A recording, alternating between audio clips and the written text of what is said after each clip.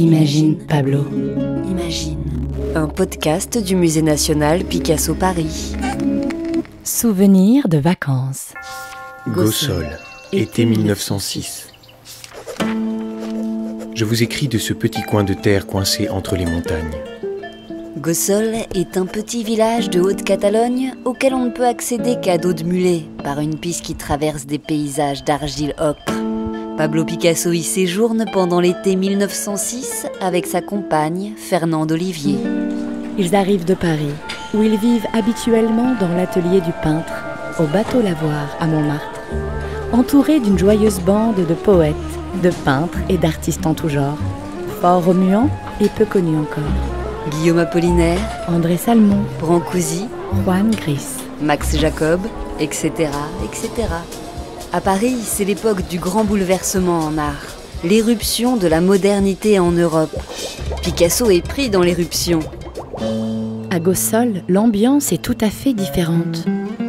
C'est un excellent village pour les malades en convalescence. Quoi de mieux pour se retirer de la civilisation un temps?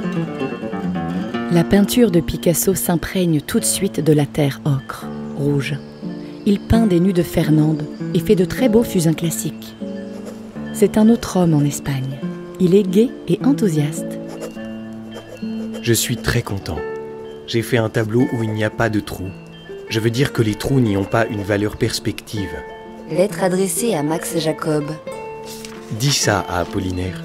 C'est une chose très importante pour moi. Picasso élimine les trous et la valeur perspective. Mais qu'a-t-il donc en tête quand il peint ainsi ? Gossol est bien le point de départ de la réévaluation de l'espace que sera son cubisme. C'est le jour et la nuit, c'est l'orange et le bleu, c'est le rapace et la fourmi, entre ce qu'il vivait hier et ce qu'il vit aujourd'hui. À Gossol, le rythme est différent. Très différent. Les pensées peuvent voler avec le vent, s'arrêter sur un brin d'herbe et repartir à dos d'oiseau. Quand il arrive à Gossol en 1906, Picasso est dans sa période rose. À Paris, il peint des toiles faites de roses orangées qui représentent des scènes de cirque. Les couleurs représentent mes émotions. Bleu, Mélancolie qui regarde la pleine lune.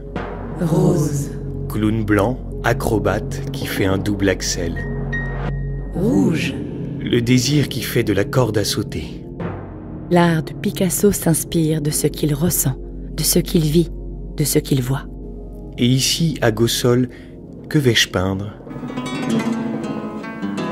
Picasso prend pour modèle les habitants du village.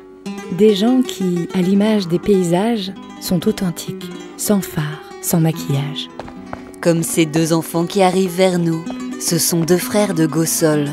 Les deux frères complices arrivent dans un camailleux de roses, rouge, saumon, orangé, sur un fond rose, rouge, orangé. L'un a le regard noir, pointé sur nous. L'autre, accroché aux épaules de son grand frère, est juste esquissé. Son œil droit disparaît dans le rose. La scène est simple, proche de la pureté de la campagne catalane. Le grand frère est peint avec réalisme, alors que le visage du plus jeune frère regarde à gauche ou à droite. Ils se fond dans l'arrière-plan, qui lui-même est un aplat aux teintes d'ocre. Ils se font dans le décor, mais il n'y a pas de décor. Le décor, c'est la toile. Dans ce village éloigné de tout, tout me semble possible. Le tableau des deux frères est entre deux mondes, entre deux périodes. Et nous voyons, dans ces peintures de Gossol, la transition qui s'opère dans le travail de Picasso. Dans cette gouache, on retrouve les marqueurs de la période rose. Mais les corps y sont traités comme des sculptures. Les silhouettes se détachent du fond uni, et elles avancent vers nous. Les deux frères avancent, ensemble, ils vont dans le futur. Le futur pour Picasso aura des tonalités du cubisme. Un podcast réalisé et conçu par Pauline Coppen et Elsa Denac. Avec les voix de Grégoire Le Prince Ringuet, Étienne Monet, Elsa Denac et Pauline Coppen. À retrouver sur le site du musée